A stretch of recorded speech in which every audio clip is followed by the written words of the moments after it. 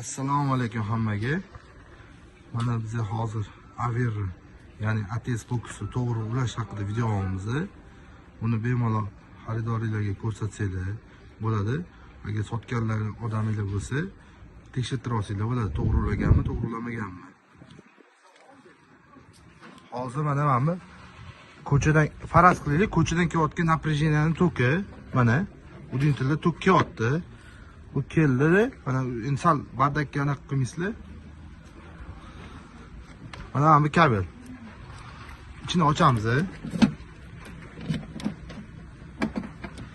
İçini ochamiz-da, ko'rayotgan bo'lsanglar HouseNet turibdi. Bu ko'chadan keladigan kabel, HouseNet.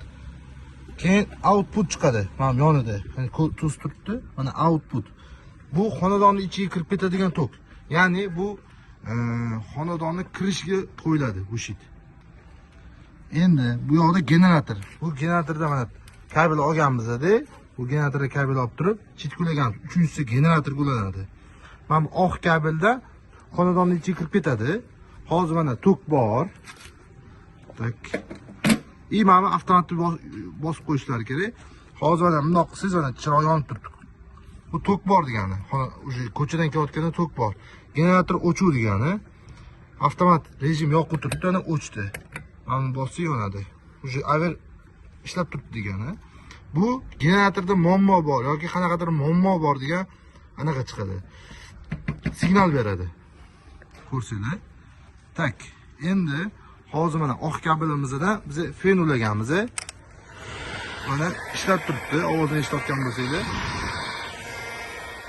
Fenimizni ishlab turibdi hozir. Endi hozir biz nima qilamiz? Mana bu ko'chadan kelgan kabelni uzamiz. Mana uzdi. Uje faraz qilib chiroq o'chdi. Chiroq o'chdi. Endi generatorimizning o'zi zavod bo'lish kerak hozir. Zavod bo'ldi.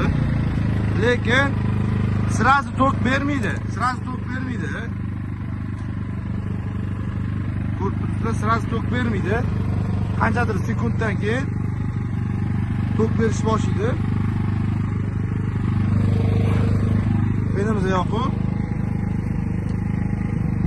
Hozir generator ishlayapti degani variantni beryapti.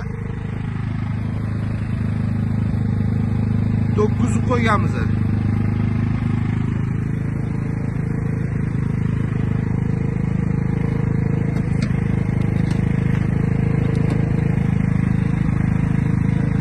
Adashmasam bir 2 minut yo 3 minutda tortadi, tuskatildi. Tok berish boshlaydi. Generator hozir analiz qiladi.